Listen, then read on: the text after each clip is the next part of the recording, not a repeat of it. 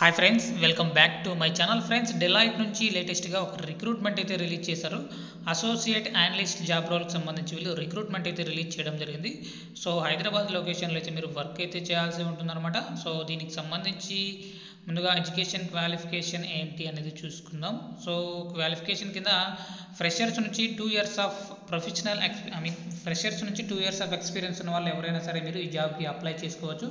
Bachelors degree అయితే mention చేయడం జరిగింది కాబట్టి ఏదైనా సరే అది BSc, BCom, BBA, normal 3 year degree students అయినా సరే, బీటెక్ వాళ్ళైనా సరే, ఎంసీఏ వాళ్ళైనా సరే, ఎవరైనా సరే మీరు ఈ జాబ్కి అయితే అప్లై చేసుకోవచ్చు.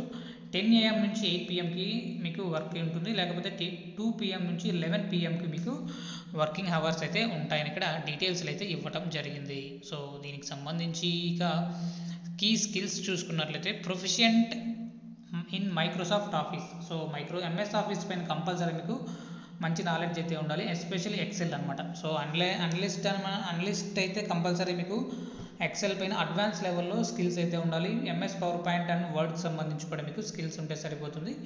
So ability to work virtually, so అప్పుడప్పుడు మీరు వర్చువల్గా వర్క్ చేయాల్సి ఉంటుంది. Good verbal and return communication skills కూడా ఉండాలి.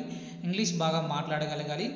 సో దీనికి సంబంధించి అప్లికేషన్ లింక్ డిస్క్రిప్షన్లో ప్రొవైడ్ చేస్తాను, అక్కడ నుంచి మీరు డైరెక్ట్గా అప్లై చేసుకోవచ్చు. అంతేకాకుండా solid reasoning and problem solving skills కూడా ఉండాలని ఇక్కడ డీటెయిల్స్లో క్లియర్గా అయితే మెన్షన్ చేయడం జరిగింది. రీజనింగ్ స్కిల్స్ ఉండాలి, ప్రాబ్లమ్ సాల్వింగ్ స్కిల్స్ ఉండాలి, కమ్యూనికేషన్ స్కిల్స్ ఉండాలి, ఇంగ్లీష్ బాగా మాట్లాడగలగాలి, ఎక్సెల్ పైన మీకు అడ్వాన్స్ లెవెల్లో స్కిల్స్ ఉంటే సరిపోతుంది. సో వీడియో నచ్చినట్లయితే తప్పకుండా లైక్ చేయండి. అప్డేట్స్ కోసం ఛానల్ని సబ్స్క్రైబ్ చేసుకోండి. అప్లికేషన్ లింక్ కోసం డిస్క్రిప్షన్లో చెక్ చేసుకోండి. Thank you.